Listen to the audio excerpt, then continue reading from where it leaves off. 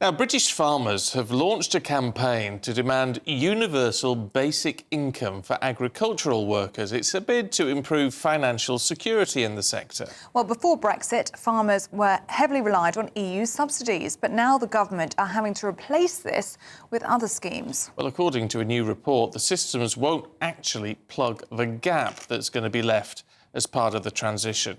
Well, GBNews' Northern Ireland reporter, Dougie Beattie, joins us now. Very good morning to you, Dougie. Good morning, and good morning from a farm outside Lisburn. You can just see the calves getting their breakfast there behind me. But yes, this has been quite an issue for farming throughout the UK. Of course, after Brexit happened, the single farm payment, as it was known then, was a subsidy for farmers in order to produce food, and that food, of course, came to us with subsidies in place in it.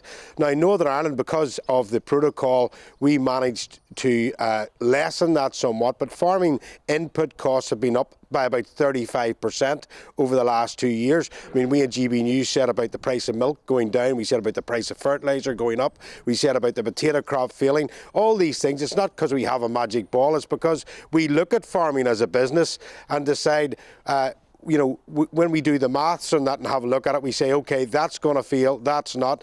And that may well be the problem to start off with, that in those negotiations after Brexit, that it was maybe people that weren't inside the industry that were doing the negotiations on behalf of the farmers. And I'm joined now by the former Agriculture Minister for Northern Ireland, Edwin Poots. Edwin, how bad is it on farms at the moment? It's been an unusually wet spring, so there are costs for straw, for bedding the animals here. Our cost for silage for feeding the animals has doubled over the course of the last few months. And what farmers actually need is support in these crisis times, as opposed to some universal benefit. Farmers are businesses, they're small businesses. They need to promote efficiency, they need to have good animal welfare, and they need government actually to help them at a point of need, not some benefit which will be spread across everyone and actually encourage inefficiency. Was it the case that in those negotiations after Brexit that civil servants didn't seem to realise how farming worked, and maybe a more environmental lobby was in place?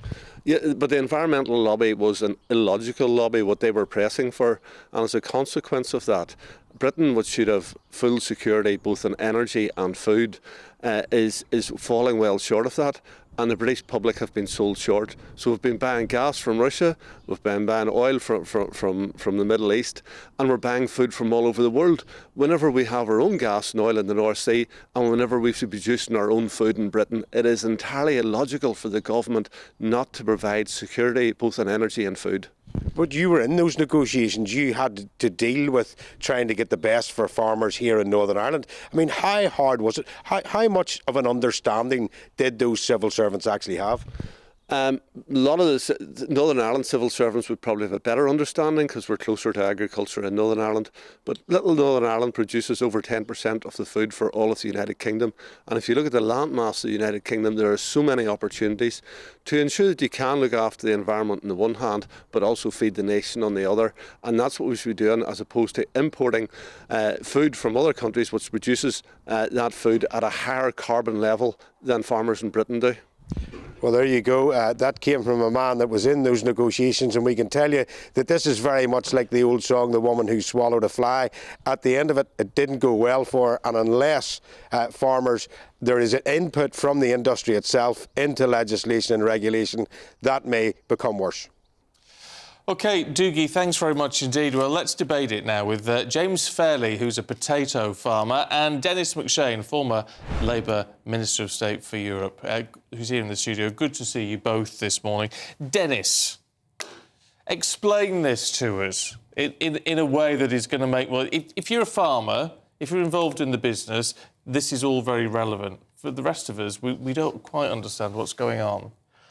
Oh, I think we do. I mean, the coverage of farming, I've been doing European politics for decades, and it's a number one issue in Europe. I agree in Britain it isn't, and it would have been much more helpful if Mr Poots, as former First Minister of Northern Ireland, had actually told the truth to Boris Johnson and Nigel Farage that leaving the European Union would be devastating for farmers and for fishermen, fisherwomen.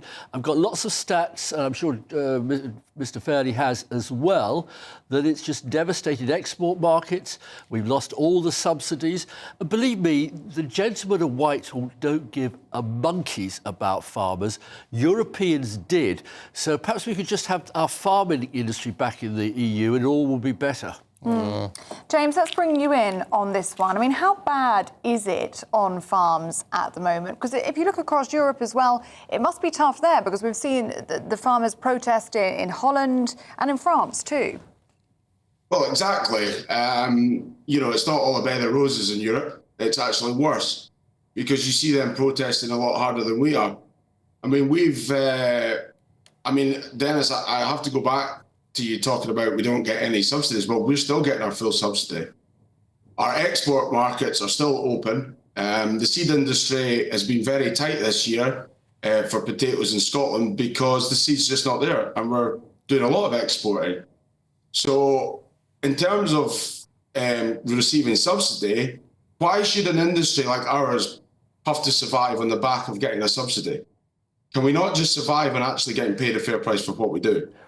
Oh, Dennis, I mean, that's a great point. It's a great point. I mean, I'd love to have a fair price for appearing on GBNews, but I have to accept what they're prepared to pay me. You get one. Jim. And probably it's an over-generous one. It's a boring thing called the market. We all like it. We don't want to spend more on cars to pay for car workers, as it were. But in general, in Europe, I mean, I know I follow all these problems in Europe. And the French farmers, I lived in France for 15 years, believe me, Jim, if I may, they do that every winter. It's a regular winter ritual of the tractors dumping the dung in front of the local politicians' offices. But that said, the number of people on farms has declined dramatically. The investment isn't going into farming. But I was in France, sort of a seaside resort, a bit like Brighton, if you like, over the Easter weekend with grandchildren.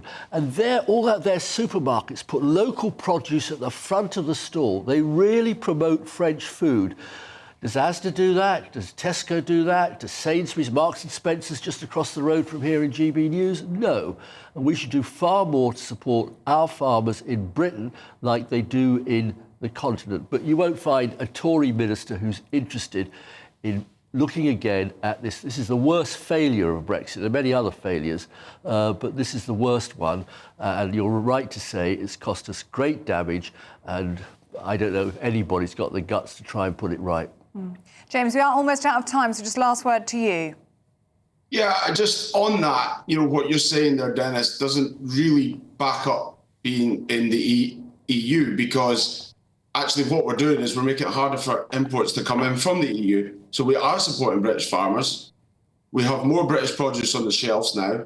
What we have to stop is the imports from Australia and New Zealand of cheaper lamb and beef. Ooh. That's a bigger issue. They're not even part of the EU. I mean, we don't want to get run by people in Brussels telling us how to farm our land here. That just doesn't work by self-elected people. Poor Aussies. Oh, poor New Zealanders. Well, we're out of time. It's good to talk to you both this morning. Thanks very much indeed.